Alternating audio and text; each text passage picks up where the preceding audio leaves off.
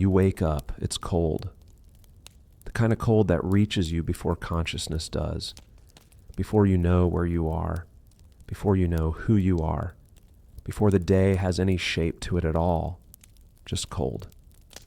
And then you are aware. It is 13:47. You are alive. Take a moment with that, just for a second before we go any further. You are alive in 1347 in England, in a small village that doesn't appear on any map that a modern person would recognize. A village of perhaps 200 souls pressed close together against the open fields and the surrounding woodland. A village with a church, a mill, a tavern of sorts, a green with a well, and dozens of small low houses arranged along unpaved lanes. You are in one of those houses. You are alive. That already is impressive. In this world, in this year, that single fact, you are alive, is not guaranteed at any point. It has never been guaranteed. Not when you were born, not in your earliest years, not now. 1 in 3. Children in this time never reach adulthood. Think about that. 1 in 3. 3 children are born in a village house, and one of them doesn't make it past 10 years old. Sometimes it is sickness. Sometimes it is injury. Sometimes it is cold or hunger or something that in another century would be completely treatable, barely worth a doctor's visit. Here it is enough. You made it past that. You survived the childhood years, the dangerous early ones, when everything is so uncertain, when the body is so new, when there is so little margin. You are now somewhere between 20 and 35 years old. If you are older than 40, people in this village speak of you with a quiet kind of respect. Not reverence, just acknowledgement, like you have persisted past what many manage, like a tree that has grown very large, and everyone has simply stopped being surprised by it. Here is the truth of tonight. If you were lifted from wherever you are right now, your bed, your sofa, your particular corner of this particular evening, and placed directly into this body, in this house, in this year, you probably wouldn't last a week, not because you are not intelligent, not because you are not capable. You are. You have survived things. You have managed, but nothing about your immune system is prepared for this. Nothing about your stomach is ready for what this stomach eats. Nothing about your lungs is seasoned for the air of a house with no chimney. Nothing about your skin is hardened to the water, the cold, the work that never really stops. You are a modern creature. This is a medieval world, and they require very different bodies. This is not meant to frighten you. Tonight, we are not here for fright. We are here to live it slowly, gently, hour by hour.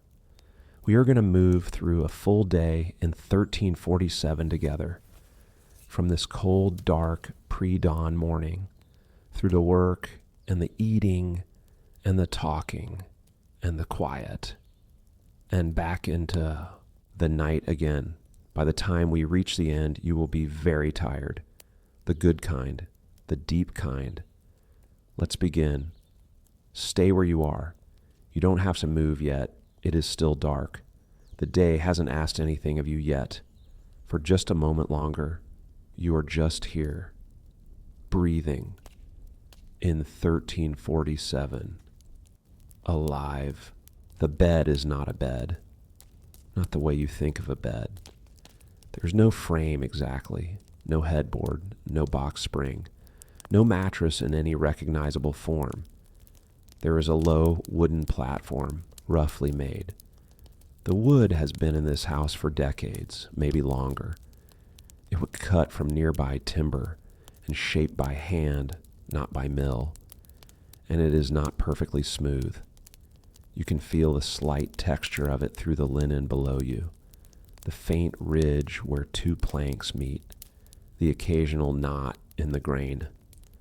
On top of the platform, there is a large sack, linen, rough and sturdy, stuffed with straw. That is the mattress. It doesn't feel like a mattress. It feels like lying on a pile of dried grass, because that is precisely what it is. In autumn, the straw is refreshed, the old straw turned out, aired, sometimes replaced entirely with new.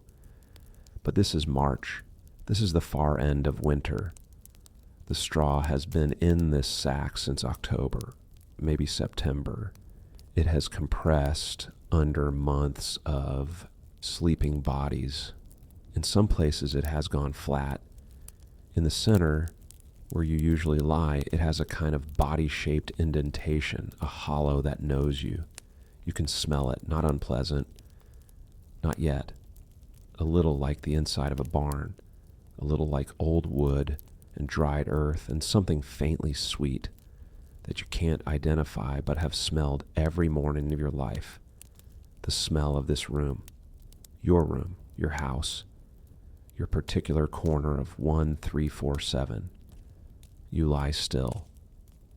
Underneath you, through the straw, through the linen, through the wooden platform, you can feel the cold of the floor rising towards you. The floor is earthen, just earth packed hard by generations of feet. It breathes with the temperature of the room, and the temperature of the room is currently not much different from outside. Your back is warm where it touches the straw. Your front is cold where it faces the air. Pull the blanket up. The blanket is wool, heavy, undyed, rough at the edges in a way that would feel unpleasant on a modern person's skin, but that you have never really noticed. You were wrapped in wool before you could walk. Your body knows wool the way it knows the smell of the house.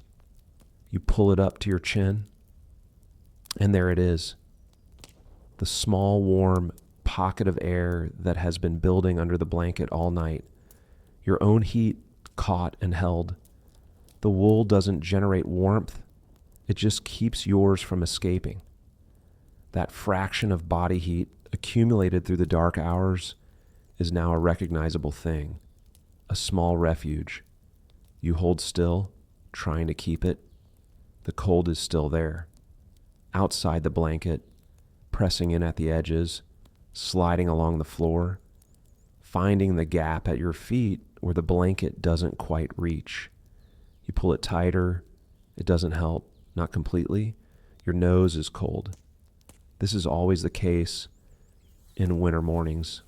The very tip of it, that outermost point, it has a particular kind of cold that isn't painful, but is very present. And awareness. You tuck your chin into the blanket and then your nose into the chin edge of it. Better, slightly. You look up at the ceiling. It is low. Much lower than the ceilings of any room you've likely lived in another era. The beams are dark, very dark, smoke-stained over years and years. They are not shaped by any mill. Someone cut them from actual trees with an axe and a broad saw decades or centuries ago and set them here, and they have been here ever since. The ceiling is never quite clean. Everything above a certain height in this room is dark with smoke because there is no chimney. This is difficult to imagine if you've never experienced it. In most houses in this village, in most houses across England in this year, there is no chimney. There is a hearth, a raised stone circle in the center of the earthen floor, just stone and fire, and nothing above it but the air of the room. When the fire burns, the smoke rises. It fills the upper half of the room in a drifting, permanent layer. There is a hole in the roof, sometimes, or a gap under the thatch at the eaves. But the smoke doesn't always find it. It settles, and over years and decades, it becomes part of the house. It stains the thatch from below. It darkens the beams. It coats everything above shoulder height in a thin, permanent gray. Below the smoke layer, the room is livable. Above it, it is simply dark. You learned years ago to keep your head below a certain level in this room, not consciously, not as a rule you follow, just an unconscious accommodation you have made to the reality of the space. The fire went out in the night. Sometime after you fell asleep, the last ember cooled and went dark. The hearth is now just white-gray ash, a few half-burned sticks of peat, cold and still. You will need to restart it, but not yet. Lie here a little longer. Listen, the house is not silent. It is never silent. You are not alone in this room. You have never slept alone in a room in your life, not once. The concept of sleeping alone, of having a room that contains only you at night with the door closed, doesn't exist yet. Not for people like you. Beside you, close enough to feel the warmth of their body, is someone else. Your wife, your husband, your eldest child, pressed close in the cold. The family sleeps together here in this room, on this platform, and on the pallets near the fire. You can hear breathing, slow, deep, still asleep breathing from the person closest to you. Their breath is completely regular, completely unaware of your small wakefulness. They are somewhere in the middle of their night, entirely unconscious, entirely trusting the dark. Further from you, one of the children shifts on their pallet, doesn't wake, just shifts and settles and goes still again. And in the corner of this room near the far wall, where the air is slightly warmer because of the accumulated heat of living things, there is a goat. The goat is awake. You can hear it. The small sounds of a goat being awake. Its hooves on the hard earthen floor. A breath that is almost a sigh. A quiet shifting of weight. The goat is inside the house because it is winter. This is not sentiment. This is not unusual. In winter and cold weather, the small animals come in. A goat, sometimes a pig. In terrible winters, the cow. They generate heat. A living animal in a closed room raises the temperature by several degrees. Several degrees in a room like this, in a winter like this one, is the difference between manageable cold and genuinely dangerous cold. So the goat is inside. It has been inside since November. You are used to it completely. The goat makes another small sound. Not yet the full bleat, not yet the insistent announcement that it is ready to go outside and eat something. That will come. When it comes, it will be impossible to ignore. But for now, it is just the quiet sound of an animal being conscious. The room smells of the goat, of straw, of cold ash, of old smoke, of sleeping bodies. These are the smells of morning. They are as familiar to you as any sensation you have. You have never woken up to a different combination of smells. This is what the world smells like when it begins. Somewhere in the straw near the edge of the platform, something moves. Fast, small, gone before you can track it. A mouse or a rat or something smaller. You don't react. You barely register it. The animals of this house, the intentional ones and the uninvited ones, are simply part of the texture of the place. You coexist with them without much thought. And now, beneath the blanket, at your ankle, a bite, small, quick, precise, a flea. You scratch at it, automatically, without frustration, without disgust. It is what it is. The mattress has fleas. Every mattress in this village has fleas. Every mattress in England has fleas. The fleas winter in the straw, and they feed at night. You have been dealing with this your entire life. You scratch and return to stillness. Outside, you can hear the wind. It is moving along the outside of the wall, steady and low. The wall is wattle and daub, a lattice of woven hazel branches coated in a mixture of clay and straw, and sometimes other things, depending on what was available when this particular section was made. The wall keeps out rain. It keeps out most of the wind, but not all. The wind finds the cracks. It always finds the cracks. A thin current of cold air crosses your face, coming from somewhere near the corner, near the gap where the daub has cracked slightly, where it was meant to be repaired last summer and wasn't, because there was always something else first. You turn your face away from the draft. You press slightly toward the person beside you. Their warmth is there, steady, real. You close your eyes, not to sleep, or maybe to sleep a little, just a few more minutes. Just this small, warm space beneath the rough wool blanket, with the cold breathing all around you, and the goat shifting in the corner, and the family breathing, and the fire not yet lit. Just a few more minutes. The goat has decided.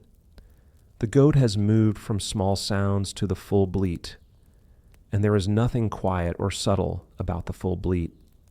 It fills the room. It is startlingly loud for an animal of its size. It echoes slightly off the low walls.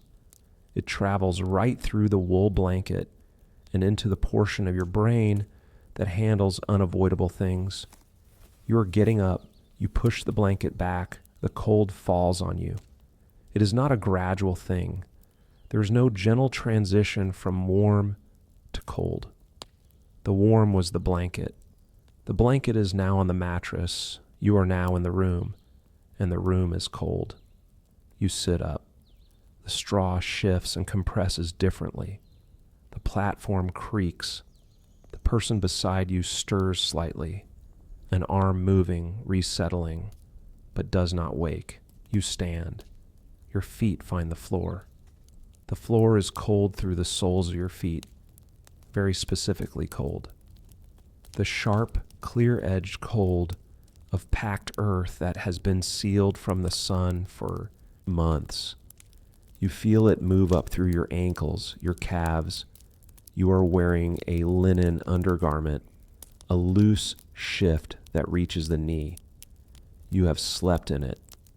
You will work in it, under your outer clothing. You will wear it until it is washed, and washing it happens when there is time for washing, which is not often in winter. You cross to the corner. The bucket is there. Every house has a bucket. Every house needs a bucket, because going outside in the dark before dawn in winter is not practical and sometimes not safe. The bucket is covered with a rough cloth to contain the smell. You use the bucket. This is matter of fact. You have used a bucket your entire life. You will empty it later at the midden, the communal waste area at the edge of the fields, where household waste, kitchen scraps, animal dung, and bucket contents all accumulate together and slowly, over months, become something useful. They call it muck. They spread it on the fields. It goes back into the soil. The soil gives back bread. Everything returns to something.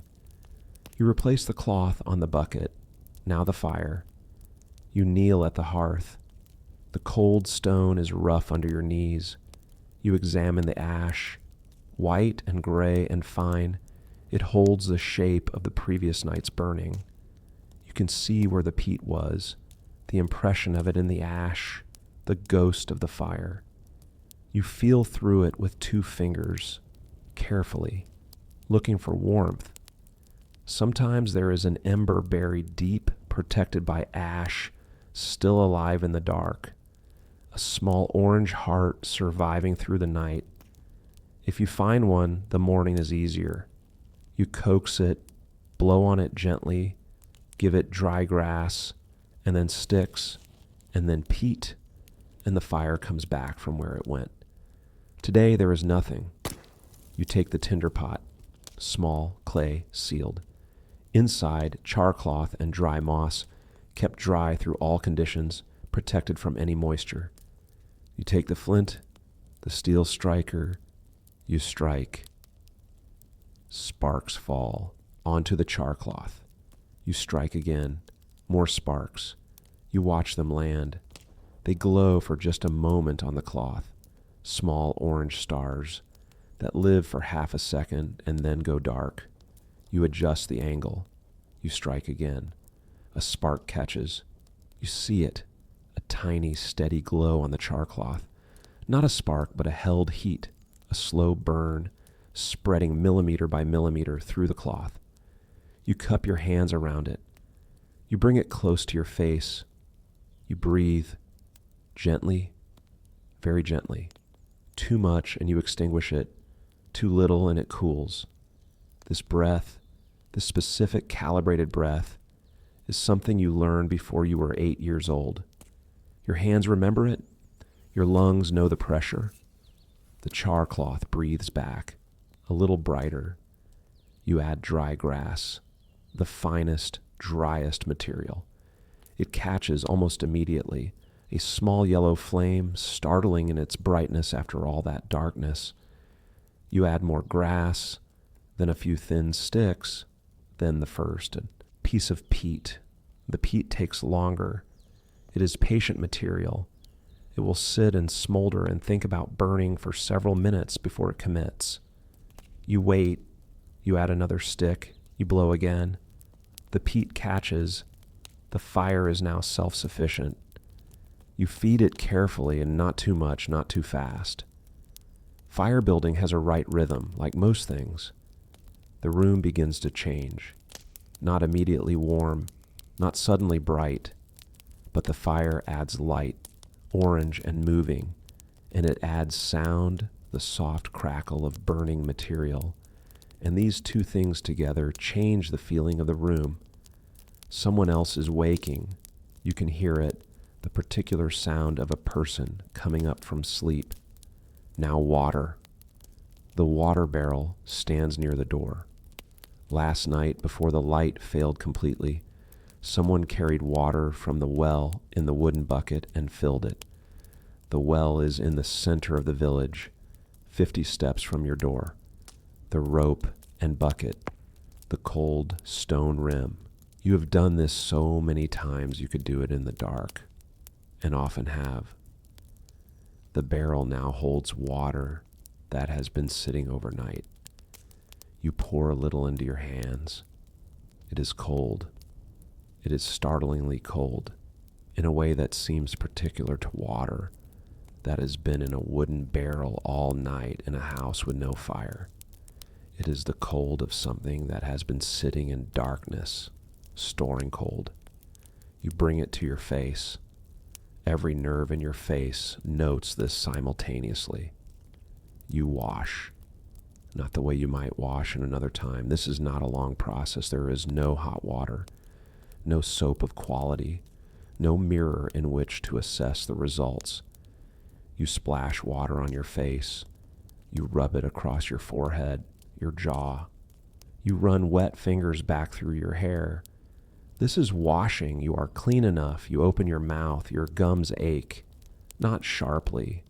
Not in a way that makes you stop. Just a dull, present discomfort that lives at the back of your awareness. The gums are slightly swollen at the edges, slightly darker than they should be. This is from winter diet. Fewer vegetables, less of certain things the body needs and doesn't know the names for, but notices anyway, in its own language of small complaints. You take a hazel twig from the bundle near the fire. One end has been frayed, chewed, or deliberately separated into small fibers, like a tiny brush. You rub it across your teeth, back, forth. The taste is slightly bitter, slightly green, slightly mineral. This is how you clean your teeth. It works. somewhat. Your teeth are not in remarkable condition, but neither are they in the worst condition you've seen. You have seen worse. At market, people whose mouths tell the whole story of a hard life without a word spoken, broken teeth, missing teeth, teeth waiting to be dealt with. Last summer, the miller had a tooth removed. The blacksmith did it with pliers. It was quick. The miller was better within the week. You push the memory back where it lives. Your teeth are fine. This is a fine morning. You tend the fire. You check the goat's tether. It is still secure, still knotted around the post set in the earthen wall. You speak to the goat briefly, the small sounds you make to animals that aren't quite language but aren't meaningless either. The goat regards you without warmth. Outside, through the gap under the door, the darkness has texture now, not black, gray, the pre-dawn gray of a March morning. You can see the vague shape of the nearest house across the lane, the outline of the old oak at the field's edge. Everything is shapes without color yet, but it is coming. The day. You go back inside. You haven't even had breakfast yet. Breakfast is bread. It has been bread most mornings of your life. It will be bread most mornings of your remaining life. Not because you lack imagination, and not entirely because you lack options, but because bread is what there is, and what there is has an extraordinary capacity to sustain you. The bread is rye, mostly rye with some oats mixed in, a little barley. The wheat that grows in these fields goes to finer tables, to the Lord's household, to the priest's table, to trade. The bread that reaches your household is darker, denser, slightly bitter at the crust. It has a sourness to it from the leavening process, which is not a careful, controlled process, but rather a jar of old dough kept alive from baking to baking, given flour left to work. The bread is heavy. When you hold it, you feel its weight in your palm. You tear off a piece. The tearing requires effort. This is not bread that gives way easily. The crust resists. The interior pulls apart reluctantly. You have to commit to it. You chew slowly. The bread requires your jaw. It requires real chewing, the kind that takes time, that makes use of the full mechanical capacity of your back teeth, that proceeds at a pace that leaves room for awareness. This is not accidental. Dense bread takes longer to chew. Longer chewing means more saliva, which means better digestion. It also means eating more slowly, which means feeling fuller on less. Your body learned this adjustment without being told. It just knows. The pottage has been going since last night. Pottage is the word for what cooks in the pot over the low fire, when you don't have anything specific in mind. It is not a recipe. It is a practice. A pot, water, whatever is available, added when available, consumed over one or several days. In March, the pottage is thin. Dried peas softened overnight. A leek, one of the last from the cellar. Some barley. A little dried thyme. A scraping of lard for richness. If there is salted meat, a small piece goes in. But the salted meat from autumn is almost gone now. You have been careful with it. You have been careful with everything. You ladle pottage into the wooden bowl. The bowl is smooth with years of use. Its surface is dark, stained by 1,000 meals. The wood has taken on something of everything that has ever been in it. You hold the bowl in both hands. The warmth comes through the wood immediately. You hold it. Just hold it for a moment. The warmth spreading from the bowl into your palms and fingers and wrists. You eat slowly. The pottage is not exciting. You are not eating it for excitement. You are eating it because it is warm and it is food, and it is here. The flavor is mild and slightly smoky and slightly earthy. The flavor of what has been cooked a long time carefully by someone who knows how to make something from almost nothing. You eat. Your family eats around you. The children louder than you, more present, finishing quickly and then waiting to be dismissed. You eat with the steady, unhurried attention of someone who knows that meals do not come again for hours, and hours are long. Now you drink ale in the morning. In a modern life, this would suggest a problem. Here it is just breakfast. The ale is thin, what they call small ale, low in everything except water and a mild maltiness. It barely qualifies as alcohol. You could drink it all day and feel nothing more than slightly full, which is in fact what people do. The practical reason is water. Water from the well is sometimes safe and sometimes not, and there is no reliable way to tell. The river is worse. Springs are often good, but not always. The process of brewing ale, of heating grain and water together, of fermentation, makes it safer. Not pure, but safer. People who drink only water sometimes get sick in ways that people who drink mostly ale do not. So you drink ale. Room, temperature. In March, before you go to work, you drink and eat and let the small fire do its slow work on the air of the room. It is now full morning light outside. Not warm light, not spring light. The thin, honest, blue-white light of a March morning in England, which makes everything look very clear and very cold at the same time. Now the food reality, March is the hungry gap. This has a name in some places, in some dialects. In others, it is just understood. Everyone who lives close to the land understands the hungry gap without being told what to call it. It is the time when winter's stores are running out and spring has not yet delivered anything new. The dried peas are almost gone. The root vegetables stored in the cellar, turnips, parsnips, the few carrots, are soft now. Some are beginning to go bad. You are eating them in order of urgency, using the worst ones first and hoping the better ones hold. The salted fish is gone. The salted pork has 3, maybe 4 more portions left. The grain for bread is enough for several more weeks. This is the anchor.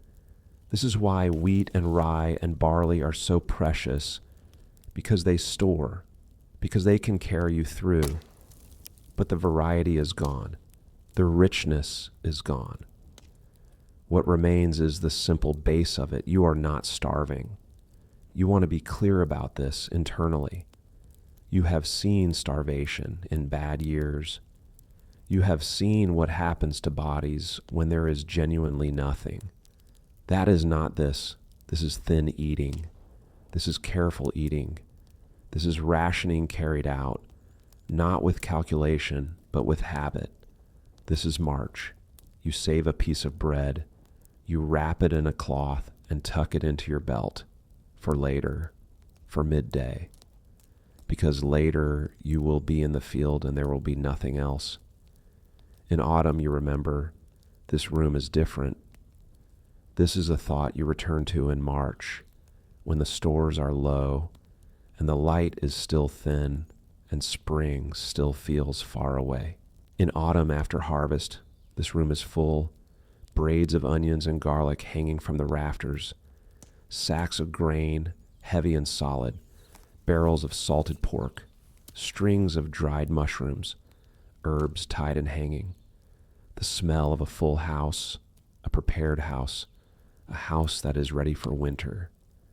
The smell of autumn in this house is the best smell you know, rich and layered and abundant. Hold that. Spring is coming, not today, not this week, but the days are already longer than they were a month ago. You can feel it. Not much, a few minutes at each end of the day, but you notice. People who live by the light of the sun notice the light of the sun the way other people notice nothing else. The birds have changed.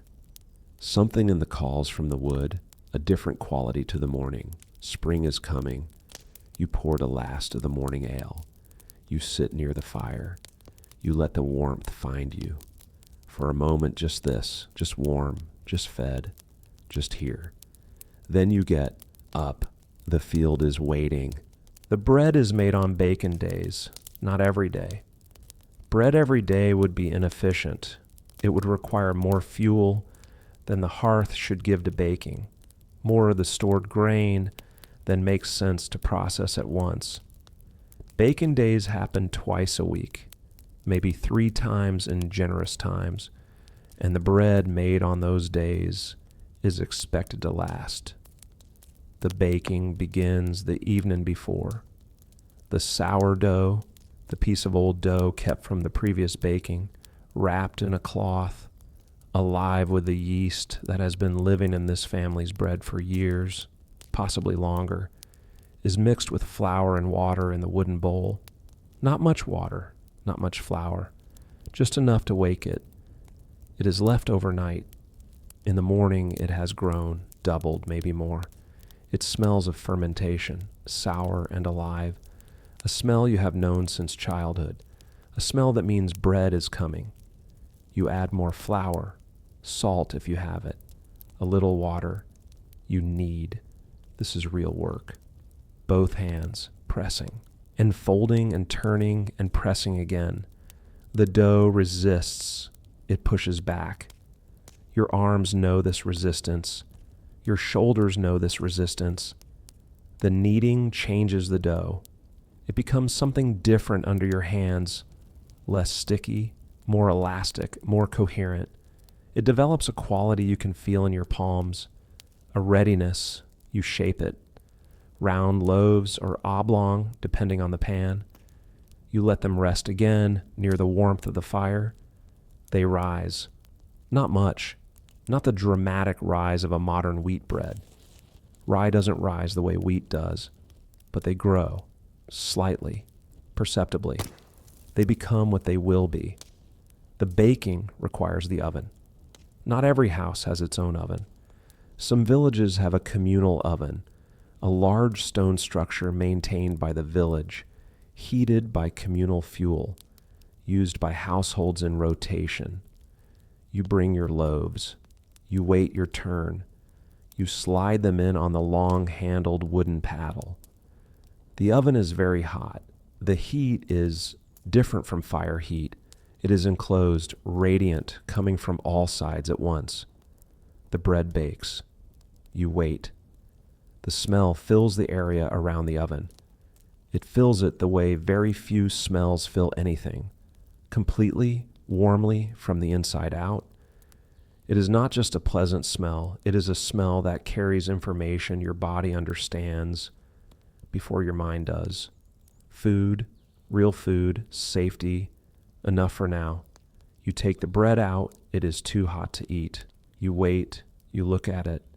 The crust is dark, darker than you might expect. Dark rye goes very dark, hard, solid.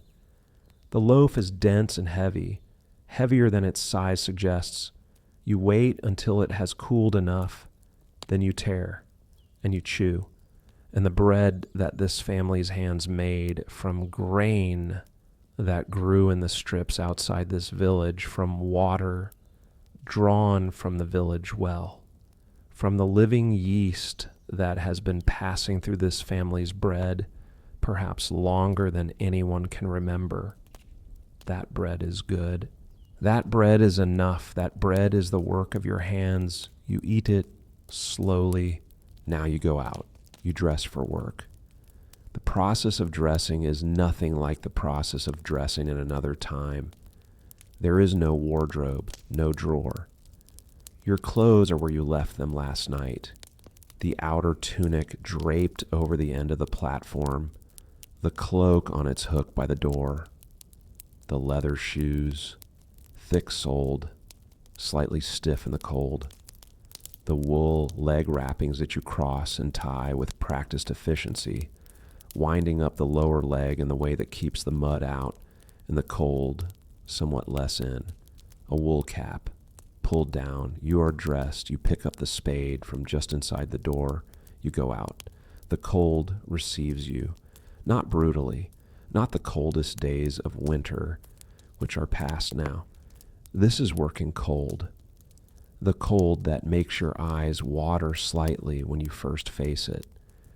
That makes your first breath sharp and noticeable in your chest. That settles into your fingers within a few minutes and requires you to keep moving or lose the feeling. Working, cold. The village is already awake, smoke from other houses rising into the still air and then spreading sideways in a long, slow drift toward the east. The sound of someone's pig somewhere, a dog barking near the mill. Voices low, purposeful, not conversational. Everyone is starting their day. You walk the familiar path toward the field. The lane between the houses is mud. It is always mud in March.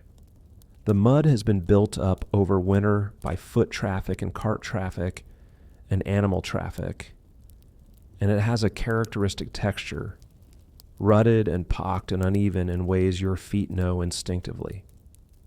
You navigate it without looking down. The field opens before you, your field, your portion of it. The medieval field system divides the farmland into long, narrow strips. Each family holds a number of these strips, scattered across different parts of the large open field, not all in one place. This prevents any one family from holding all the good land or all the bad, It is a kind of distributed fairness, imperfect, but intentional. Your strips are visible. You know exactly where they are, where they end, where your neighbor's begins. The boundaries have been the same for generations. Your father knew them. His father knew them. Today you are going to the fallow strip. Ditch work. The ditches that border the field must be maintained. Water runs downhill. This is a simple truth with enormous consequences. If the drainage ditches are clogged or collapsed, the water sits. The field floods. A flooded field in winter is a destroyed field in spring, and a destroyed spring field is a disaster in autumn. So you dig. You put the blade of the spade into the soft edge of the ditch. You push your foot against the shoulder of the blade. You lean. The earth gives. Cold, wet, clay-heavy English soil. It comes up in a dense, dark lump. It is heavier than it looks, much heavier. Soil like this holds water the way a sponge holds water. The weight of it goes straight into your arms and shoulders and back. You throw it to the side. You put the spade in again and again and again. Dig, lift, throw. The cold begins to leave you. This is the one reliable gift of heavy outdoor work in winter. Within a few minutes, the body produces enough heat to push back the cold. Not defeat it, not remove it, but push it back to the edges. You can feel your fingers again. Your shoulders are warm. Your back is working. You are sweating in March in 1347. You can see your breath and you are sweating. Dig, lift, throw. The reeve passes. He comes down the field boundary every morning this time of year. He is a villager, not nobility, not gentry, but he holds a specific and important role as the overseer of agricultural work on the Lord's behalf. He watches who is working and who is not. He knows when someone is behind on their obligations. He keeps a record in his head and possibly on a tally stick. You nod at him, he nods back. He looks at the ditch. He does not say anything. His silence is neither approval nor criticism. It is just the look of a man assessing. He moves on. You dig, lift, throw. There is a rhythm to it. You didn't choose the rhythm. The work found it. Your body settled into it the way water settles into the lowest available shape. Dig, lift, throw. Dig, lift, throw. Your breath syncs with the movement without your deciding it. In on the dig, out on the lift. A small pause at the throw. In on the dig, out on the lift. Dig, lift, throw. Your neighbor is working nearby. You can hear him. The sound of another spade, another rhythm, slightly different from yours, a half-beat offset. You exchange very few words. This is normal. This is not unfriendliness. In the field, in the working hours, there is not much to say that isn't about the work. The field does not respond to conversation. The ditch is not moved by discussion. There is a kind of wordless understanding between people doing the same physical work in proximity. Occasionally something practical. The eastern ditch has collapsed near the old post. The water table is higher than usual this year. The ox team is scheduled through tomorrow on the strip to the north. And then back to the work. Dig, lift, throw. The morning passes. It passes slowly in the sense that each moment is fully present. There is no distraction, no background noise of anything digital or distant. There is the ditch, the spade, the soil, the cold air, the sound of your neighbor's work. And it passes quickly in the sense that there's nothing to interrupt the flow of it, no decisions to make, no information to process. Just the ditch and the rhythm and the gradual progress of a task that will be done when it is done. Midday, you stop. You sit on the edge of the ditch, just on the dryish ground at the top. You take out the bread, you eat it slowly. You look at the ditch. From here, sitting still, it looks almost the same as it did this morning. The change is not dramatic. The ditch is perhaps a little deeper in one section, a little cleaner at one turn. The difference is not visible the way that, say, a building going up is visible. But the water will know. The water will find this ditch easier to move through. It will drain more efficiently. The field will thank you in its own way in April, when the soil is ready and not sitting in standing water. Most of the good work in life is invisible. You eat your bread. You rest. You are allowed to rest, not long. You drink from the ale flask. The afternoon is shorter now, and you stand and pick up the spade, and you dig and lift and throw. In the middle of the afternoon, the ox team comes. 2 oxen walking slowly across the strip to your north. They are enormous up close, much larger than you might imagine if you've only seen oxen in images. Their hooves are bigger than both your hands held flat together. Their breath makes clouds so large they almost look like smoke. The man working them walks beside, not behind. He guides them with long, gentle sounds and occasional light touches of his stick. He's been working with these animals for years. They know his voice. They know the field. The plow behind them cuts into the earth with a low, grinding, beautiful sound. The sound of soil being opened, of ground being turned. You watch for a moment. You can't help it. There's something right about that sound, something that connects all the way back through everyone who has ever farmed this kind of land. Then you return to your ditch. Dig, lift, throw. The light changes.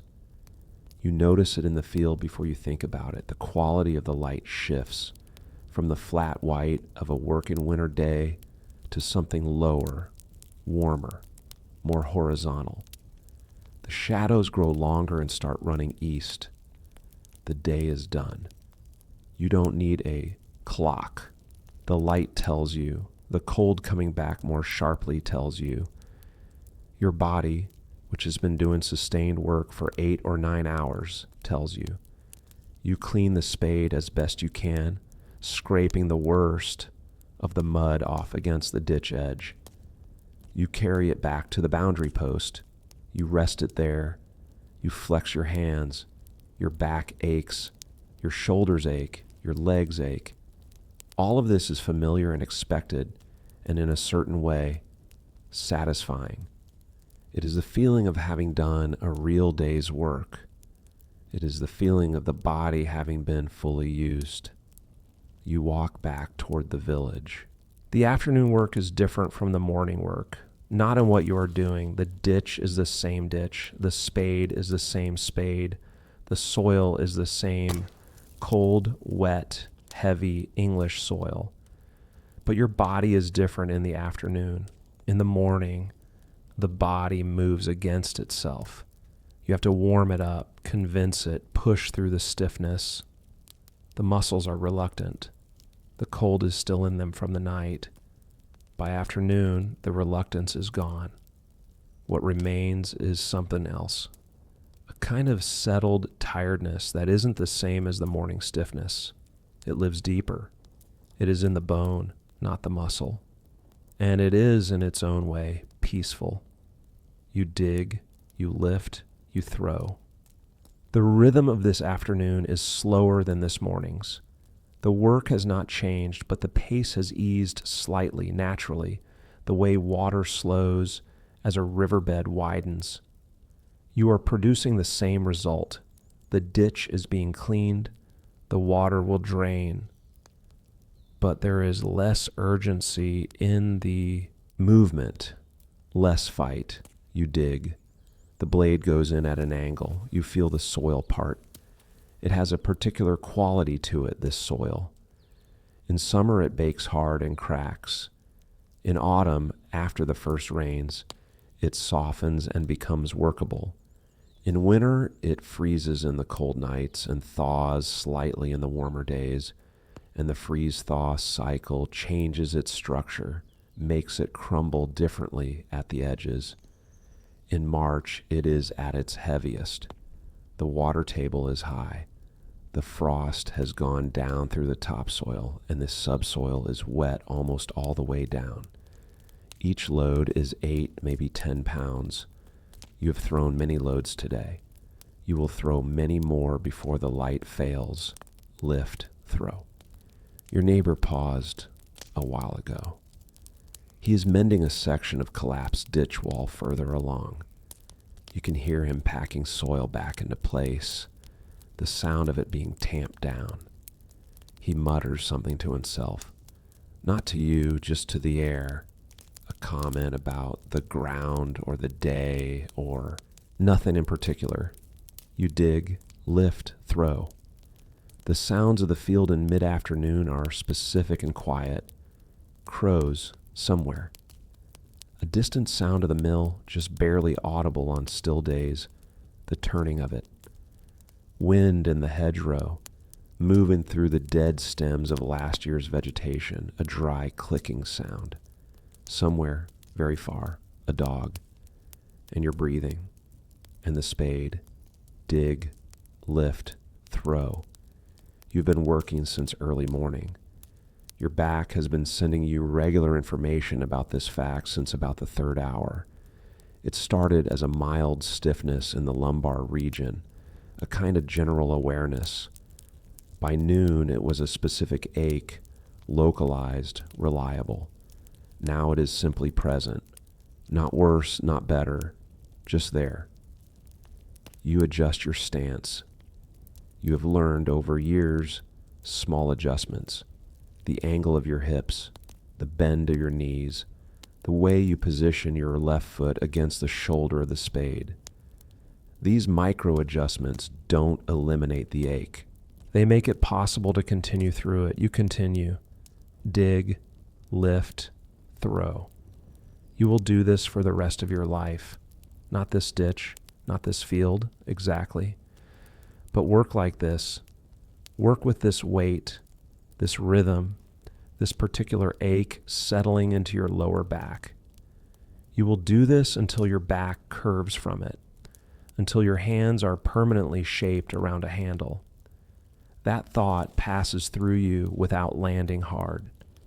It is not a sad thought. It is just the shape of things. Repeat. The word repeat doesn't capture it. The word repeat suggests something mechanical, something done without presence. But this work requires presence. Each load of soil is different weight, different composition, different angle of approach, different degree of wet. Each throw requires a small recalibration. You are present for all of it, not consciously present, not aware of being present, just there, in the work, fully, in the way that a body doing physical labor is always fully in itself. Dig, lift, throw. The afternoon goes, slowly, completely. Not every evening is solitary. On some evenings, after the work, before the dark fully closes, there is the tavern. The tavern is not always a dedicated building. In many villages and many small places like this one, the tavern is simply a house with ale and a welcome. The woman who keeps it, the alewife, brews her own ale and puts a bundle of greenery above her door when she has some to sell. The bundle means open. It means come in. It means there is warmth and company and something to drink. Today there is a bundle. You turn toward it. The room inside is low-ceilinged, like all the rooms, and dim and warm. Warm in the real and specific way that a room full of people and a working fire is warm, a full-body warmth that hits you when you come in from the cold.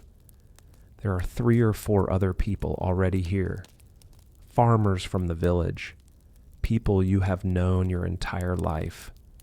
The bench is rough. You find your place on it. The alewife brings ale without being asked. She has brought it to you many times. She knows what you drink and roughly how much. The ale is warm, or room temperature, which in here is actually warm. It is a little flat. It is a little sour. It is exactly what you want. You hold the cup and let the day settle in you. The conversation starts slowly. Everything in the evening starts slowly here. No one is urgent. No one is rushing toward anything. The day's work has been done. The day's urgency is spent. And what remains is this particular kind of loose, unhurried talk that is not quite relaxing, because relaxing implies effort. This is just being. The talk turns to the field, the ditch, whether the drainage on the east side will hold through April, whether the reeve noticed the work that was done on the far strip, whether Thomas, who has been coughing since the frost came, will be well enough by plowing season. This is the news, not from outside, not from far away. The news of the village is the village itself. Who is sick? Who is working well? Whose ox threw a shoe? Whose wife is expecting? What the priest said at Sunday Mass? What the miller's wife said about the miller's wife from the neighboring village? You drink your ale. The miller. The conversation reaches the miller, as it reliably does. The miller occupies a specific position in the social imagination of this place. He is essential. Without the mill, there is no flour, and without flour, there is no bread, and without bread, there is very little. He cannot be done without. And this unavoidability creates, over time, a kind of grudging tolerance for what everyone suspects. The miller takes a little more than his due. This is practically universal. Every mill, every miller. A certain amount of flour disappears between your bag of grain going in and your bag of flour coming out. Not so much as to be outrageous, not so little as to be believed. Just enough that you complain about it with people you trust, and then take your grain back next week because what else are you going to do? You will complain about the miller next week too. Someone tells a story. It involves a man from the next village, a pig, and a disagreement about a fence. The story circles and builds slowly, the way stories do in rooms like this. It includes details you don't need. It includes a tangent about the man's wife that turns out not to be relevant. It includes a description of the pig that is more detailed than necessary. And then there is the moment. The punchline arrives sideways, the way good ones do. Everyone laughs. You laugh. The laughter is real and brief and good. It goes through the room, and then it's done, and someone takes a drink. This is what this room is for. Market day comes once a week. On market day, the pace of things changes. You walk or ride to the nearby town, 45 minutes on foot, through fields and down the mudded road. The town has a market square, a permanent market cross, stalls that appear and disappear with the week. You bring things to sell or trade, eggs maybe, some dried herbs, a length of wool your family has spun and woven over the winter, sometimes a chicken. You come home with things you couldn't make, a needle, real metal, from a craftsman. Difficult to make, easy to lose. You guard your needles. You look for them for a long time when they go missing. Sometimes cloth, sometimes a small tool. Once from a traveling merchant who appeared at Christmas market with things from further south than anyone in this village had ever been. You smelled spices. You don't know their names.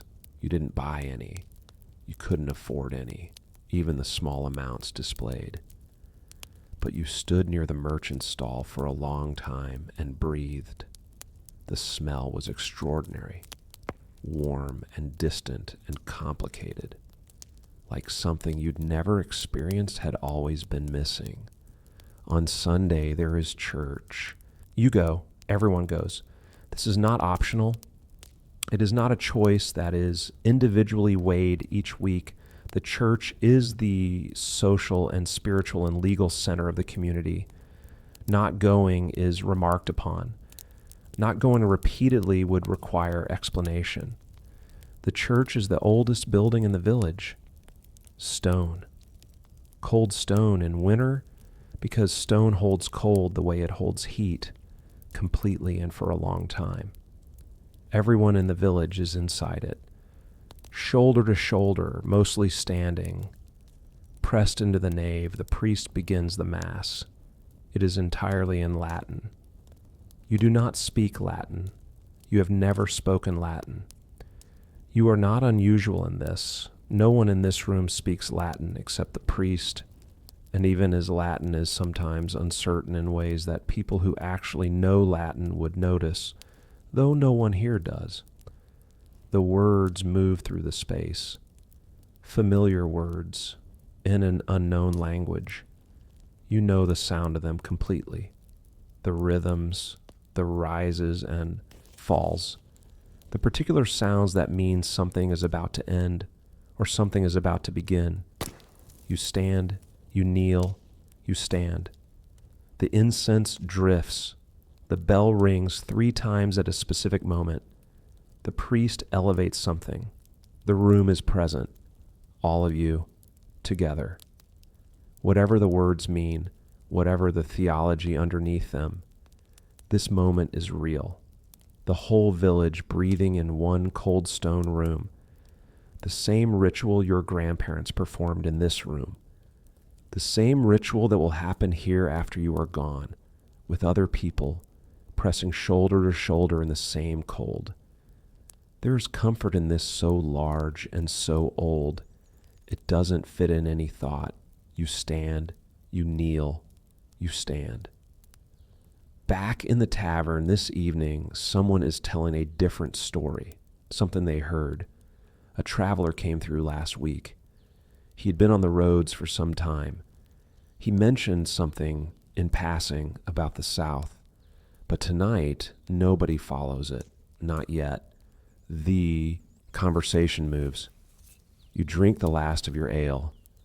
The room is beginning to empty. Bodies lifting from benches, pulling cloaks close, saying the short goodnight that men say to each other in places like this. A word, a nod, nothing excessive. You step outside. The cold comes back immediately. The village is very quiet now, doors closed, smoke still rising from rooftops in the dark, barely visible against the sky. A dog somewhere, its sound distant and disinterested. You look up. The sky tonight is extraordinary. No clouds, no moon or a thin one, just stars. More stars than you can count. More than any modern person has ever seen from inside a city. The sky here above this village in 1347 is completely dark except for the stars. They cover everything. They press down close. You look at them for a long moment. Then you go home. You believe in God. This is not a complicated belief. It is simply the shape of the world. God is in the world the way cold is in the world, the way harvest is. It is not above looking down. It is woven in. The church gives this belief a form. On Sunday you stand in the nave of the stone building that has been here longer than anyone you know has been alive. The walls are thick and cold. There are paintings on the walls. You have looked at them your whole life. Stories in color on plaster. You cannot read. But the paintings, the saints, the scenes, the terrible image of hell on the north wall that children watch with round eyes, these you know. These are the texts of your life. The priest's voice rises and falls through the Latin. The bell rings. The incense curls. You stand. You kneel. You stand. There is something in the standing and kneeling that is not nothing. There is something in the communal presence. All of these people, all of these lives, brought together in this cold stone space. The farmer who will argue with you next week about the boundary strip. The children who will probably marry your children's children one day. All of you here, together, breathing. You don't understand the words, but you understand the standing and the kneeling. You understand the bell and the incense. You pray in your own language. Just the words that come when you need them. They go somewhere. You trust that they go somewhere.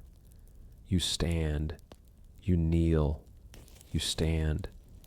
You go home. Winter is a negotiation, a long, patient negotiation between what you need and what you have, between the cold and the fire, between the stores and the months, between what was put away in autumn and what must reach spring. You counted the peat in October. You counted again in November. You counted again after the first hard frost. The pile sits against the north wall of the house, covered with old thatch to keep the rain off. Stacked blocks of it, dark, dense, compressed material, cut from the bog. Ancient plant matter that has been underground for centuries, slowly becoming something harder and more concentrated than it was. You cut it in summer. The bog is 2 days' walk from here. You go with the other men, with the tools, the flat iron cutters, the wooden frames for carrying, the carts. You spend several days working at the bog, cutting the peat in long, flat sections, stacking it to dry in the summer air. It takes months to dry. You haul it home before the autumn rains. You stack it, you count it, and then winter comes, and you count it again. This year, the pile is not as large as last year. Last summer was difficult. There was a wet period in July that slowed the cutting. The drainage at the south end of the bog was poor. You got less than usual. This is the kind of thing that doesn't keep you awake at night, not exactly. But it is present. a background arithmetic that runs beneath every fire you build. Every piece of peat you place on the hearth, you are aware of the pile. Not anxiously, not dramatically, just aware. You live in the knowledge of your resources the way other people live in other kinds of knowledge. It is just what you know. The fire must not be wasted. Fire management is its own skill, learned early, practiced daily. You build the fire to the temperature you need, not warmer, not larger. The warmth of a room that is bearable for people working in it is not the same as comfortable by the standards of another era. But you don't know those standards. Your baseline is simply the cold, and any meaningful reduction of the cold is enough. On the coldest nights, the nights in January and early February when the frost forms on the inside of the walls, when the water in the barrel near the door has a skim of ice on it in the morning, on those nights, everything changes. The animals come fully inside. The goat has been inside since November. On the worst nights, the pig joins it. Once, 3 winters ago, the cow came inside. The cow in the house was difficult. The cow is large. The cow in a room of this size occupies a substantial portion of it. The cow makes sounds all night, but the cow survived. The family also survived. Everyone slept in layers on those nights. Every garment, every cloak, every piece of fabric the house contained, piled on top of the sleeping bodies. You looked, sleeping, like people preparing to travel somewhere in the dark, fully dressed, fully wrapped, the winter breathing inside the house, the cow, the pig, the goat, the family, all of it rising and falling together in the dark, not pleasant, not a thing you would choose, but alive, all of them. Come morning, now it is March, and the worst of winter is technically past. The coldest months are behind you. The frost still comes. The nights are still long. The wind still finds the cracks. But you are past the halfway point. You are through the worst of it. This knowledge is its own kind of warmth. You wait for spring. This is what winter is underneath everything. All the work, all the fire tending, all the careful rationing. Underneath it, underneath the daily tasks, there is waiting, patient waiting, the waiting of someone who knows they're on the right side of a long, slow curve. The days are getting longer, not quickly, not dramatically, a few minutes each week, but you know it. You track the angle of the light, the way another kind of person might track numbers. The afternoon light now reaches a certain spot on the barn wall that it didn't reach in December. The roosters call a little earlier each week. The birds in the hedgerow are changing their sounds. The buds on the hawthorn are still tight, still days away, but they are there, unmistakably there. You check them when you pass. Spring is coming. You wait. You count the peat. You keep the fire. You count the peat. You wait. January is the month you don't speak about in November. It is too far away in November. In November, you are still in the busyness of post-harvest work, the salting and preserving and storing. The cold is new and sharp, and there is still momentum from the autumn to carry you through. January is different. January is the month when the darkness is complete, when the days are short enough that the working hours are barely enough to accomplish what must be accomplished. When a cold has been present for so long, it no longer feels like an event. It is just the texture of the world. In January, you burn more peat. You cannot help it. You count the pile, and you burn more anyway, because the alternative is a family that is genuinely cold. And genuinely cold people are people who get sick, and sick people cannot work. And people who cannot work are in serious trouble. So you burn what you need to burn. And you try not to count too carefully. The children notice the cold more. Then you do. You have a theory about this. Not a theory with words, just an observation your body has made. Children haven't accumulated enough cold winters yet. Each one is still somewhat new to them. Their bodies haven't fully adjusted to the baseline. You wrap them more carefully. You check them in the night sometimes. A hand to a forehead, not fever, just cold. You add another cloak. The nights of true winter are the long ones. Not long in a restful way, long in a dark, heavy, endless way. You lie in the dark, and you can hear the frost working. It has a sound, subtle, almost imagined, a kind of slow tightening. The house contracts slightly in the deep cold. The timbers talk to each other. And then the wind. The wind in January is different from the wind in March. The March wind has movement to it. Direction. It comes from somewhere and is going somewhere. The January wind has a different quality. It doesn't seem to be going anywhere. It surrounds. It settles against the house like an animal leaning. You pull the blanket up tighter. It doesn't help, not completely.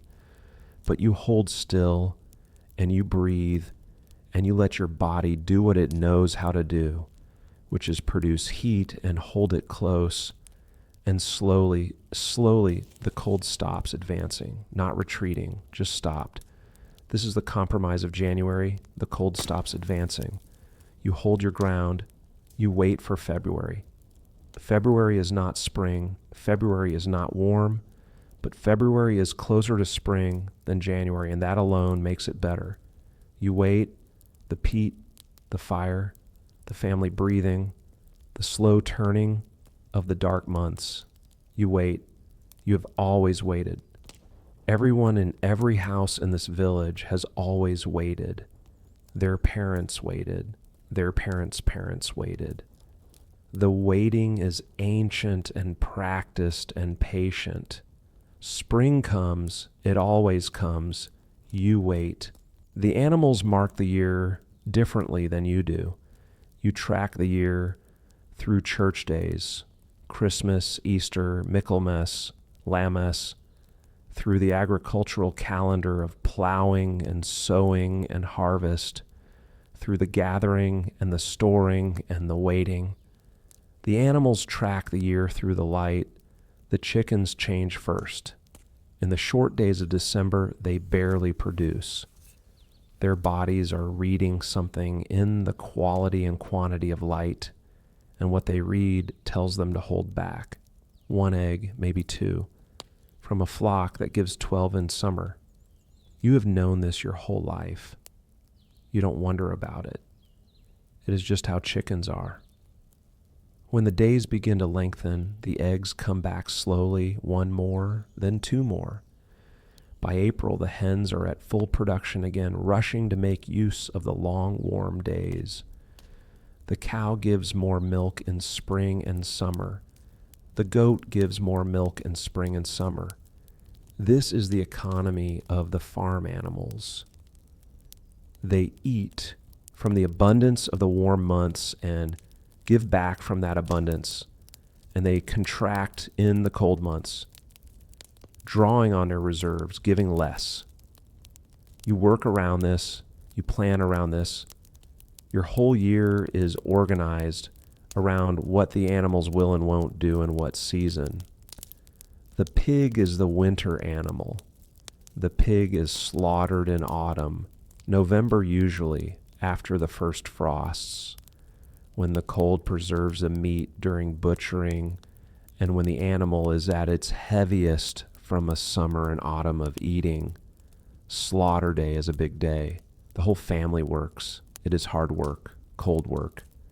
The steam from the carcass in the cold air, the careful butchering, making use of every part. the rendering of the fat into lard, the salting of the joints, the smoking of some cuts, the blood saved for black pudding. Nothing is wasted. This is the autumn gift, the pig that you have watched and fed and moved and occasionally herded back from somewhere it shouldn't have been. That pig becomes the salted meat that will carry you through winter. That pig becomes the lard for cooking through the cold months. That pig becomes the bone broth that is simmered and simmered until there is nothing left to take from it. You are grateful for the pig, not sentimentally, practically, profoundly. Now in March, the pig is gone. The last of the salted pork is nearly finished. You stretch it. You add less to the pottage and more of the dried peas. You stretch it, and you think about spring, the lambs, the first spring milk, the eggs coming back in number, the green things emerging from the soil. Spring is coming. The animals know it already. You see it in the cow's behavior, slightly more animated, slightly more interested in the world outside the barn. You see it in the goat's eyes when it comes in at evening, a quality of attention that wasn't there in January. The animals know. You trust them. Spring is coming. At some point in the winter, you get sick. Everyone gets sick in winter. This is as reliable as the cold itself. It might be a cough that settles into your chest in November and decides to stay until March. It might be a fever that rises and falls like a tide, leaving you soaked and exhausted in its wake. It might be something that began in your stomach from food that was on the edge of turning and was eaten anyway because there was no other option, and hunger is a stronger force than caution. Illness here is not a crisis exactly. It is not the exception. It is simply part of the year. The way the cold is part of the year. The way the mud is part of the year. You get sick. You continue as much as possible. When you cannot continue, when the cough makes it impossible to breathe well enough to work, when the fever rises high enough that you can't trust your own judgment, then you stop. You go to the healer. She is an older woman who lives at the far end of the village lane in a house similar to yours, but somehow, in some quality, distinct from the others. The smell is the first thing when you enter. Herbs hanging from every beam. Bundles of dried plants you know by sight and smell, even if you don't know their full names. Something mineral in the air, something sweet underneath. And always the fire, larger than necessary, as if she keeps it going not for warmth, but as a statement of intention. She is not a physician. Physicians exist, learned men in distant cities, trained in old books, serving lords and bishops at prices your family will never see. She is something else. She is what has always been here, in villages like this, in every century. A woman who learned from the woman before her, who learned from the woman before her, going back past any individual memory. Who knows the plants? Who knows what the body does and what can help it? Yarrow for wounds that won't close. Elderflowers in a tea for fever. She says, it makes you sweat, and sweating is how the body releases what is wrong. Plantain leaf for a cough. It coats the throat. It eases. Garlic in nearly everything. She cannot always explain exactly why, but she has seen over 30 years that people who eat garlic regularly seem to fare differently than those who don't. She doesn't have the language for it. She just knows. You sit in her room. You tell her what is wrong. She listens. She asks questions. When did it start? Where does it hurt? Have you eaten? Have you had a fever? She places her hand on your forehead. She looks at the inside of your wrist. She makes a preparation, bundles of dried herbs wrapped in cloth to be put in boiling water and drunk 3 times a day. She gives you instructions in a matter-of-fact way, the way you give instructions about planting or ditch digging. This is her craft. She is as expert in it as you are in the field. She might also bleed you, not much. A small cut at the inner arm into a cup, a few minutes of flow, then closed. The purpose is to release what is excessive, to restore the balance, to bring the humors back to their proper levels. You hold still while she does it. You feel nothing terrible. Afterward, sitting in her warm room with the herb smell and the large fire, you feel something lighter, quieter. Whether this is the bleeding or the rest or the warmth or simply being attended to, you cannot separate these things. You take her preparation, you go home, you drink it 3 times a day. In a week, the cough is less. In 2 weeks, it is largely gone. You get better this time. There are people you know who didn't. The woman who lived 2 houses down. Last winter, she took a fever in early February. Not unusual. Fevers in winter are common. But this one didn't follow the expected course. It rose and didn't come down the way they usually do. The healer tried everything she knew. The priest came more than once. People brought things, did things, said things, in the hope that something might help. She died in February. She left 3 children. Her husband remarried by autumn. This seems fast by the standards of another time. But here, now, it is not cruelty. It is necessity. 3 children need someone to manage the house, to cook, to tend the animals, to spin and weave, to do all the work that a household requires and that cannot be done by a man who is also working the fields all day. The children needed a mother. The husband needed help. You understood it. You still do. Death is a regular visitor in this village. It comes for the old, and sometimes for the not old. It comes for children, too often for children. It comes for women in childbed, for men in the field, in the small accidents that, without a way to prevent infection, become large accidents. Each time it comes, the village absorbs it.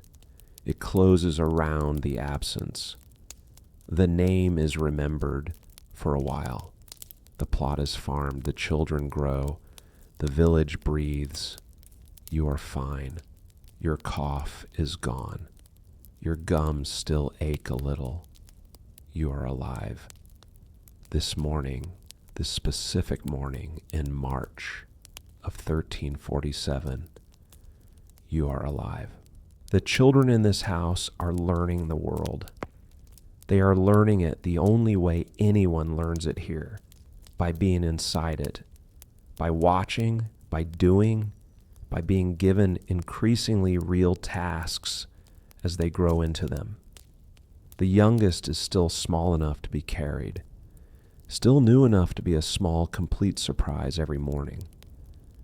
You look at this child sometimes in the way you don't often look at things, fully, without another thought behind it. Just looking, the perfect specificity of fingers, the way sleep takes them so completely, the way they look at a fire or a goat or their own hand, as if seeing it for the first time, which they are. You were this small once. Your mother carried you the way you carry this child, in this house, probably near this fire, under this same low ceiling, these same smoke-darkened beams.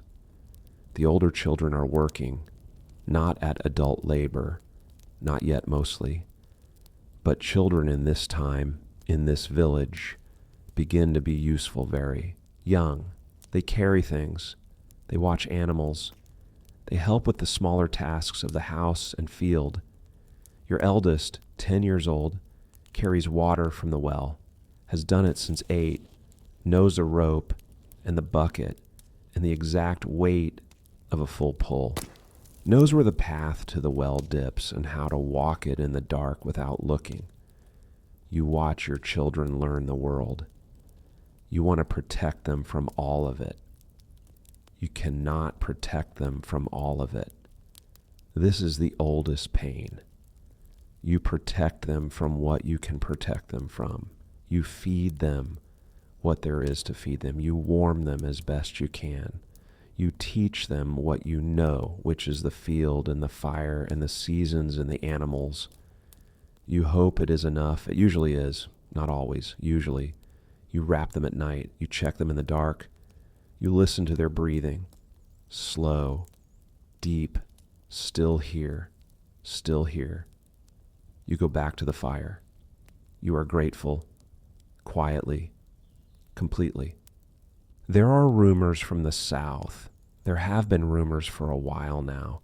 They don't arrive with any announcement.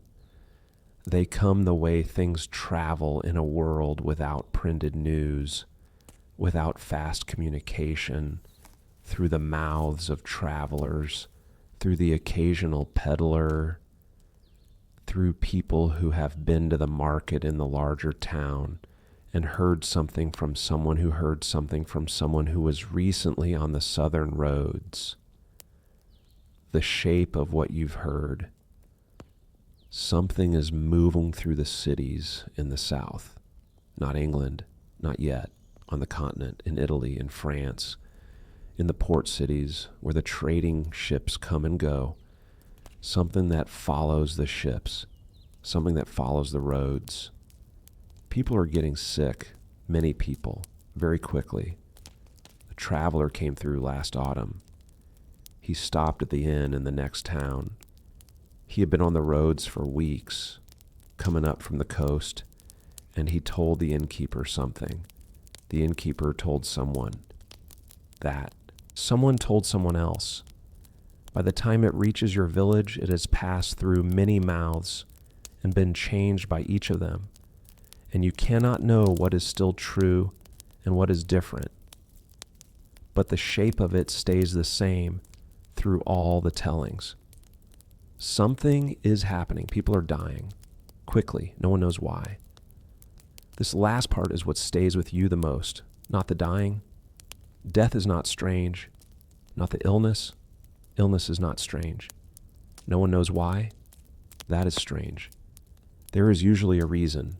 There are reasons for everything. God's will, a miasma, bad air from swamps or rotting things, an imbalance in the body, a punishment for something. The reasons aren't always right, but they are there. They give the illness a shape, a cause, a context. This traveler had no reason, just the spreading, just the speed. You stop thinking about it. The field does not plow itself. The ditch does not maintain itself.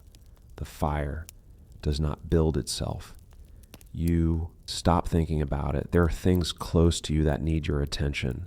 The peat pile, the bread, the gum that aches, the child's shoe that has developed a split at the sole and needs mending before it gets any worse. You stop thinking about the South. At the market last week, you noticed something. The farmer from the village 2 days' walk to the south usually has a stall near the gate. He comes every week.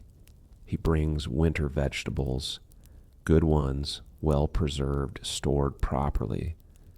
You've bought from him before. You know his face. He wasn't there. He often is. He wasn't. You noticed it without fully noting it. The way you notice a sound that should be present and isn't. An absence with a shape. Probably nothing. People miss market. Animals get sick. Wheels break. Weather makes roads impassable. Children are ill. 100 reasonable things. Probably nothing. You stop thinking about it. The field does not plow itself. On Wednesday, a cart came through the village, going north. It was moving quickly for a cart, which is to say it was not slow. The family on it, a man, a woman, 2 children, sat forward. They did not look at the people standing at the edge of the lane watching them pass. They did not stop at the well. They did not slow near the tavern. They were going somewhere, urgently. No one knew where they were from. No one asked. By the time anyone thought to ask, the cart was at the far edge of the village and then gone. Going north. You watched them go. You went back inside. You did not mention it that evening. What would you say? A cart going north. People travel. You stop thinking about it. There is work tomorrow. There is always work tomorrow. The field does not plow itself. The ditch does not maintain itself. The peat pile is lower than you would like. Spring is coming. Focus on that. The buds on the hawthorn. The slightly longer afternoons. The different sound of the birds in the early morning. The small shift in their songs. That means something is changing slowly in the right direction. Spring is coming. You wait. The field does not plow itself. You stop thinking about the south. In the deep of the night, when the village is completely asleep, there is a particular silence. Not emptiness, not absence. A full silence. A silence made of all the sleeping things inside it. Every house along the lane, every sleeping body, every low fire, every dog curled near a door, every animal in every shed, all of it present, all of it quiet, all of it breathing together without knowing it. The stars above the village are extraordinary at this hour. There's no one awake to see them, but they are there. The same stars that will be above this field in 1,000 years. The same stars that were above it 1,000 years before this. They move so slowly that no single human life can see them move. They are just there, fixed and permanent and brilliant in the cold dark above the sleeping village. An owl calls. Once, from somewhere in the hedgerow to the east, no response. Just the sound hanging in the air. And then the silence again, full, complete. The breathing of the village, all of it. One long, slow breath. In and out and in. It is evening. It is fully dark.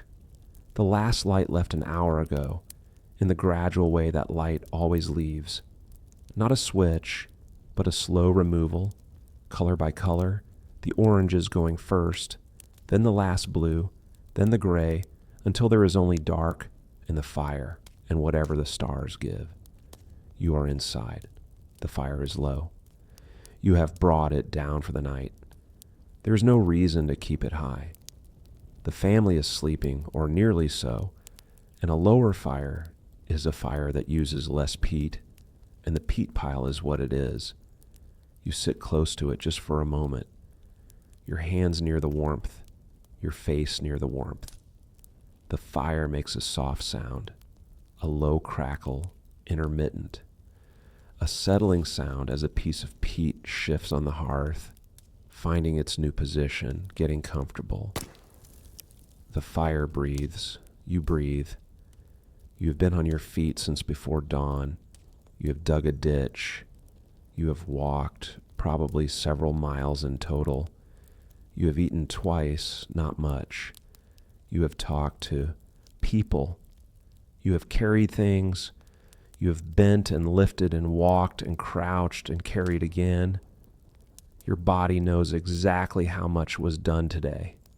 It is telling you now, in its own language. The ache in your lower back, which was sharp at 4 o'clock, has become something slower and deeper, more like warmth than pain. The ache of muscles that have earned their rest. Your shoulders have let go somewhat.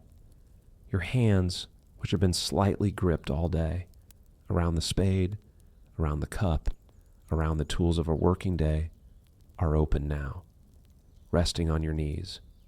The youngest child went to sleep an hour ago.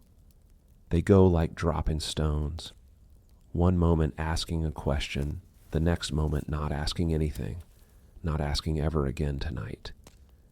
You watched their face change, the aliveness of it draining back to somewhere inside, leaving just the face smooth and still and deeply asleep. The others followed one by one in the way of tired people. Now the room is sleeping, all of them. You can hear it. The breathing of a sleeping family is a particular sound. It is not quite synchronized, but it has a collective quality, a general rhythm, a shared pace, slow, deep, unconcerned. You stay at the fire. This is the only part of the day that is entirely yours. These minutes, not many, 10 or 15, between when the family is asleep and when you join them. When the room is quiet and the fire is low and the dark outside is complete and there's nothing required of you. You don't do anything with this time. That is the point. You don't plan tomorrow. You don't worry about the peat.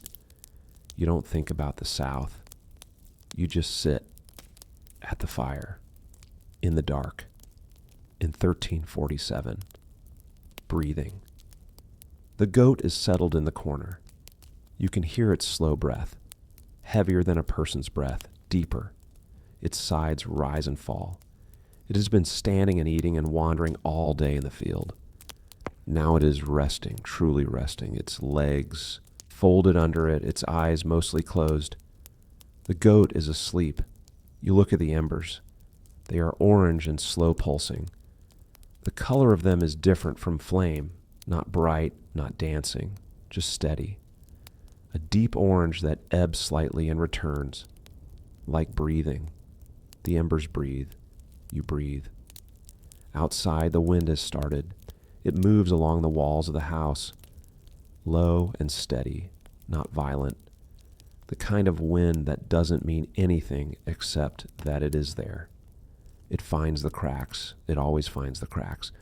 But tonight, the fire is still enough. Tonight, the warmth of this room, small and imperfect as it is enough.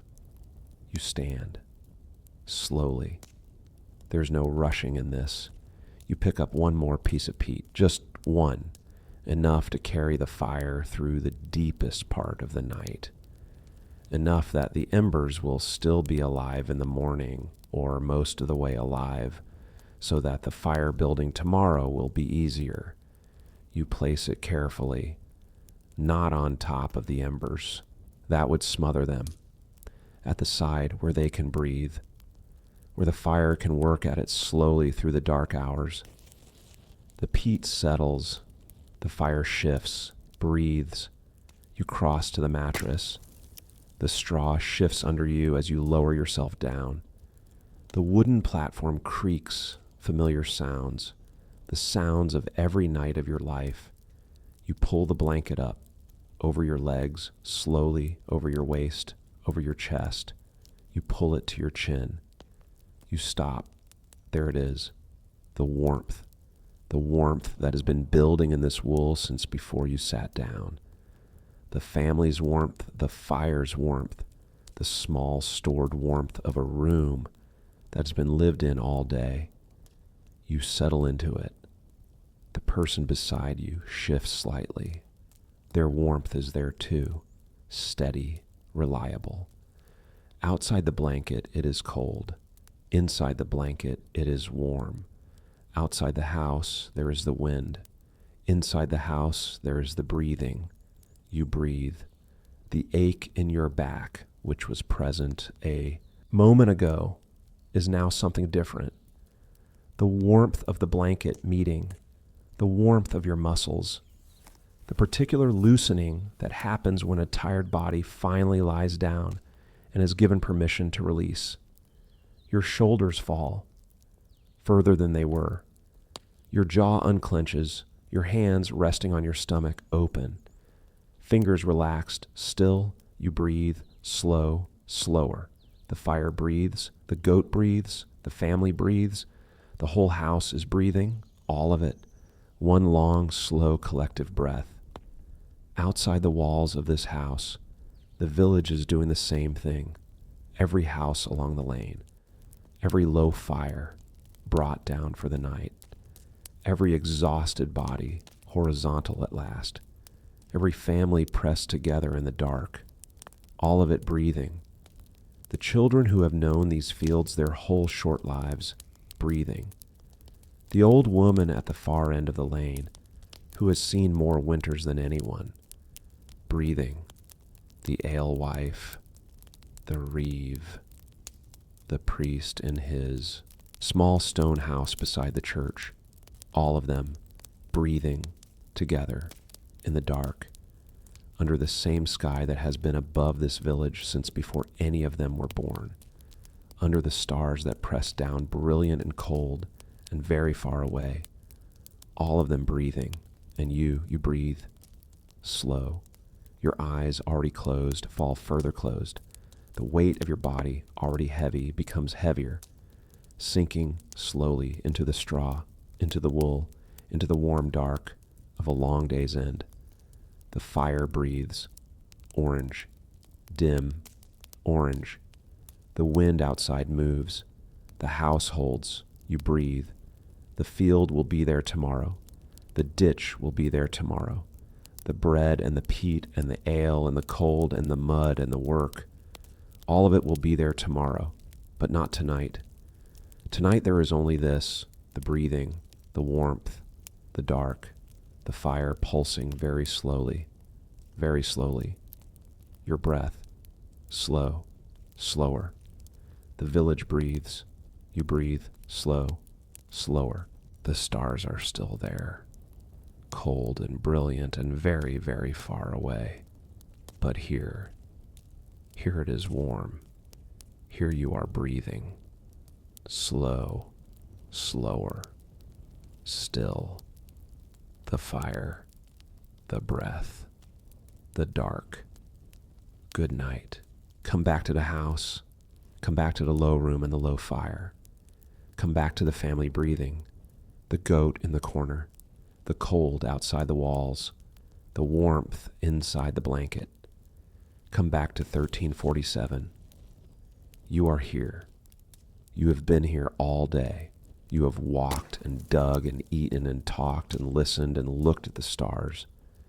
You have done a day, a full, complete, uninterrupted day, in a world with no buffer against what the world actually is. No glass between you and the cold. No layer of comfort between you and the work. No cushion between your body and the ground. Just the world. Direct. And now the night. The fire is very low. Just the embers now. After the peat you placed, they glow. Steadily. They don't ask anything of you. You breathe. Your body is very heavy. The good heavy. The heavy of a body that has been fully used and is now fully given over to rest. You don't need to do anything else, not tonight. The field will be there, the ditch will be there. The peat, the bread, the ale, the mud, the cold, the work, all of it there tomorrow, not tonight. Tonight the house breathes. Tonight the village breathes, all of it. One long, slow breath in the dark, the fire, your breath, slow. Slower. The wind outside, the breathing inside, slow, slower. The embers pulse, orange, dim, orange. Your eyes are closed, your hands are open, your shoulders have fallen, your jaw is soft, your breathing is slow and slower. The village breathes, you breathe, slow, slower, still. Good night. You are nearly there. Your body knows it. The weight of the day is complete, and it has moved from your muscles into something deeper, into the stillness, into the place that is below thought and below feeling, and below the small, persistent worries that live at the surface, below the peat count, below the south, below the hungry gap and the aching gum and the cracked sole of the child's shoe, below all of it, just warmth, just breath, just the dark. The fire is still breathing, very low now, almost not a fire anymore, just the embers holding what they have, giving it slowly to the air. Your breath, slow, your hands open, still, the village outside your walls, breathing, the field beyond the village, the soil, the ditch you cleaned today, the water moving through it, very slowly, the way everything moves at night, very slowly, quietly, your breath, in, out, in, slow, slower, the wool, the warmth, the dark, in, out, slow, slower, still. Good night, good night, good night.